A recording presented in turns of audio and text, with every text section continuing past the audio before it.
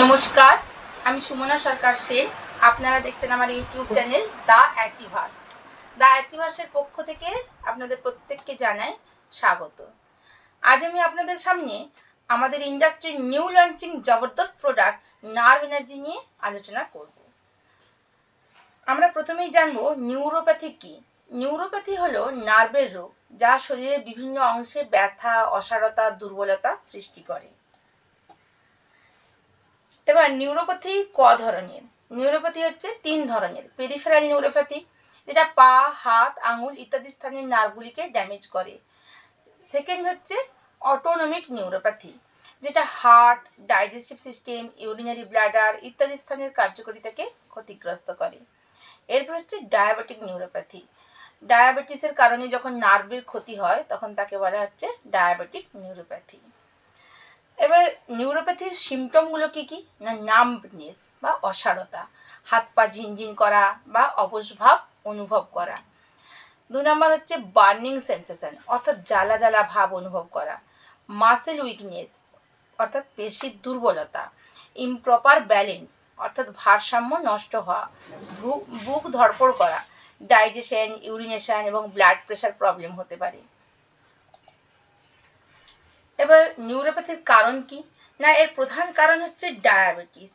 তারপরে আছে vitamin B এর ঘাটতি, ইনফেকশন অর্থাৎ সংক্রমণ, অ্যাক্সিডেন্টাল ইনজুরির কারণেও নিউরোপ্যাথি হতে পারে। আর অ্যালকোহলিজম অর্থাৎ মদ্যপান করলে নিউরোপ্যাথিক সমস্যা আসতে পারে। আচ্ছা, এবার দেখে নেব যে মার্কেটে নিউরোপ্যাথির কি কি সলিউশন আছে। না, নার্ভ পেন কিলার। আমরা নার্ভ পেন কিলার নিয়ে নিই, যখন অসহ্য যন্ত্রণা হয় তখন কিছু পেন কিলার গ্রহণ করি। এছাড়া স্টেরয়েড ইনজেকশন, থেরাপি, এইগুলো দীর্ঘকালীন ব্যবহারের ফলে একটা সাইড এফেক্ট তৈরি হয়। ফলে রোগীর ধৈর্য কমে যায়, শরীরে অস্থির ভাব তৈরি হয় আর মেডিসিন অ্যাডিক্টেড হয়ে ওঠে। রোগী তখন মেডিসিন না খেলে ভাবে যে আমার অনেক রকম সমস্যা তৈরি হচ্ছে। এই সকল সমস্যাকে মাথায় রেখে এলিমেন্ট ওয়েলনেস নিয়ে এসেছে নার্ভ এনার্জি, যার মাধ্যমে মানুষের সঠিক উপায়ে প্রতিকার হবে। মানুষের স্নায়ুগুলি আরো বেশি সতেজ ও সচ্ছল হয়ে উঠবে। এটি প্রাকৃতিক উপায়ে তৈরি।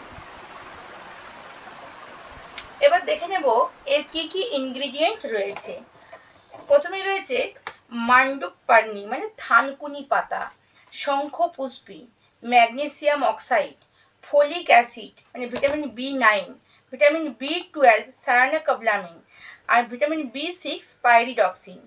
এই সমস্ত ইনগ্রেডিয়েন্টগুলো based on new ICMR guideline মেনে তৈরি, অর্থাৎ ইনগ্রেডিয়েন্টগুলো যতটুকু প্রয়োজন ততটুকুই দেওয়া হয়েছে।